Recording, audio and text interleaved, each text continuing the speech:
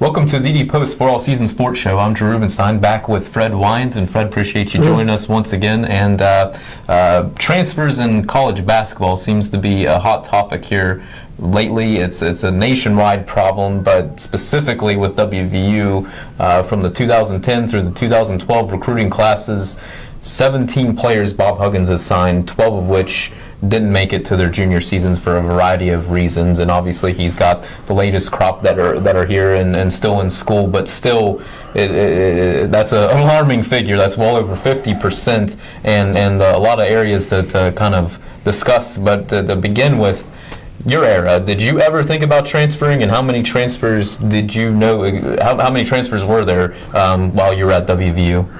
Well, the closest that I ever came to thinking about transferring is I was also a baseball player. I'd played semi-pro baseball since I was 13, and I tried out for the Cleveland Indians and batted against Bob Feller and Garcia and Lemon and Herb Score, and got offered a contract. Mm-hmm. And back then, I could have gone to Glenville College or Fairmont, played football, and played professional baseball. So I thought about it, and we had such a great year and good team, and I thought about it and said, no, I'll just play baseball here at the university when I can, and didn't do it. So it was a time when nobody thought about going. Matter of fact, if you were to press me, I can't think of a single person.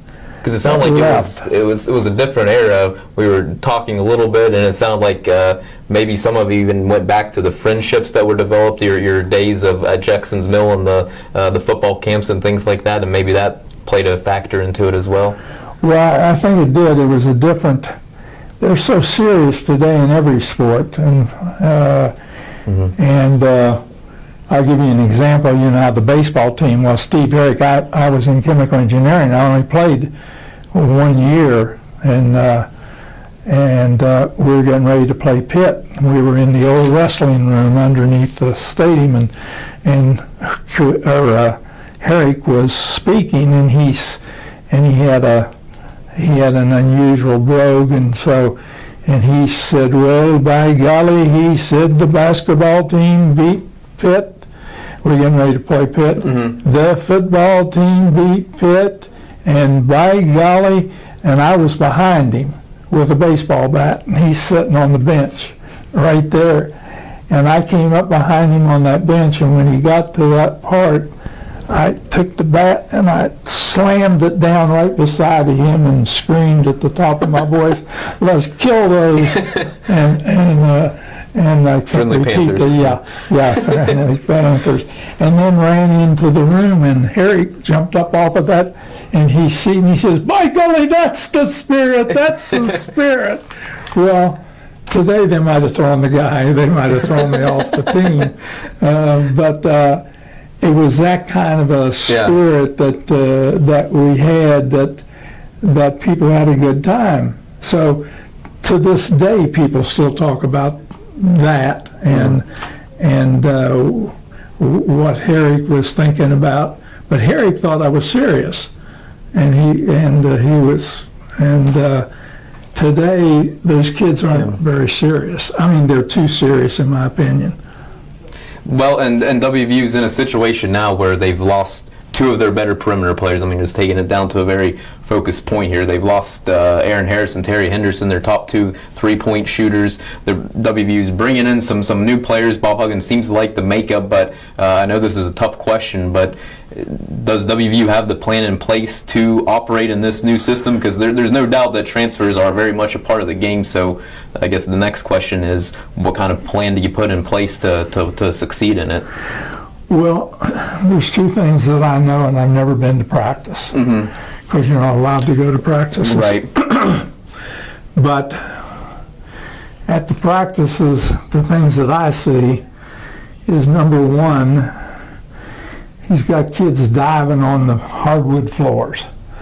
Now, I don't know about you, but if there's a worse burn that you can have, it's I don't know what it would be than getting a hardwood floor. I'm not diving on the floor. I'm not diving on the floor for Huggins or for Adolph Rupp or whomever. Now, if it's during the game, maybe I'll dive after the ball to get it, but I'm not diving in practice. I don't need to practice. It's like we had football practice one time, and Ed Shockey, we were getting ready to play Pitt, and he lined up the biggest, toughest guys at defensive end. And he said, all right, now I want you two guys to come in and hit me.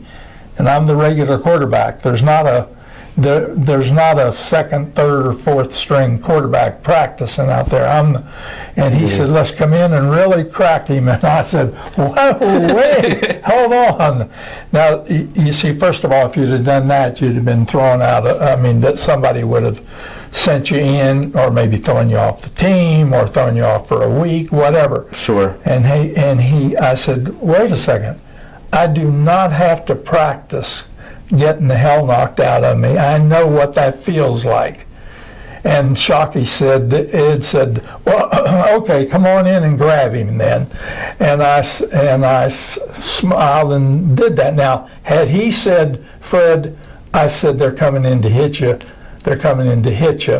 then I probably would have gone along with what he would be. But I'm going to give him a shot. Sure. Before he, and so it was a different type of thing that you had. They don't have any sense of humor.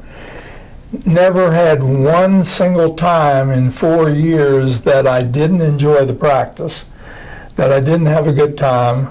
Never had a single time where somebody called me a F-er or an MF-er, and ever. Because had they done that, or had they done it to me or the other people, we'd have probably had a fight out on the field with the coach. And now we might have left then because they might have been asked to leave. But the other thing was that we had 4-year scholarships. Okay. We didn't have 1 year or a half-year scholarship. We had 4 years, and you viewed it as a commitment to the school as much as the other way around? Because I was in chemical engineering, so I had 23 hours one semester, and only practiced with the team one time a week. The rest of the time I was out there fooling around with you and I and the two girls, throwing the ball and just warming up and things like that. So we just didn't have that. And as I said, Coach Lewis wasn't scared of us. But he selected guys that he knew that could do the job. And back then, coaching was partly to get you ready for life after athletics at WVU or any place else, and go into your regular job. And that's what he did. He let you play, let you do it. And today they don't trust the players because they're making $6 million, so they're gonna. You think they're going to let you or I call the plays? Right. Yeah, they're not going to. Right. Yeah. No, that's a good point, and it is a different era, and it's fascinating just to listen to you and hear how it used to be, and probably some positives and negatives on both sides, but it is a new era that we've moved into. Well, I'll tell you, we can do this, and I'll let you have 10 shots to my 1. You list all the negatives of doing what I just described to you versus the negatives that they have, in what they're doing now. Okay. Well, if you're calling me out there, let's see here. I mean, I would say the negatives of that, I don't know if it's so much as a negative, but you certainly didn't have the same level of maybe the attendances, the TV viewing, the fan interest. Was it higher now than it was then? Well, we didn't have, our stadium only held 30-some thousand versus now it holds 60-some thousand. Had we had 60-some thousand, I would guess that we would have had that place packed then, because people came. They could come to a football game and bring their kids and enjoy the game. They can't come to the game anymore. There's no, because it costs too much money. Right. It is a double-edged sword because if you look at the money of what it means to universities and communities and states and cities, and there have been studies done on that end, the amount of money that athletics brings in, but with it, I'm not, there are a lot of pitfalls, and I think that's even a discussion that we could dive into later on. There's absolutely a lot there. Yeah, and it's and your parents and your families went to every game, right, away or home. Mm-hmm. Because the farthest game that we played, I think my senior year, was in Milwaukee. We played Marquette. Okay. And the families were all there for that one. They just traveled because most of the games were Pitt, Penn State, right, VPI, VMI, and the Southern Conference back then was a great conference. It included Duke and North Carolina, all the teams that are ACC now. You bring up a lot of questions, and I think that'll even take us into our next episode. And one thing that we wanted to mention to viewers is we are welcoming questions, and we're doing things a little bit differently here. And please feel free to email or call in your questions, and then Fred and I will discuss them in our next week's discussion. And you'll see that email address and phone number pop up on the screen here, and we'll also have reminders in the paper. But Fred, appreciate your time once again. You're welcome. And Thanks. We'll see you again next week. Okay, I look forward to it. Thanks, Drew.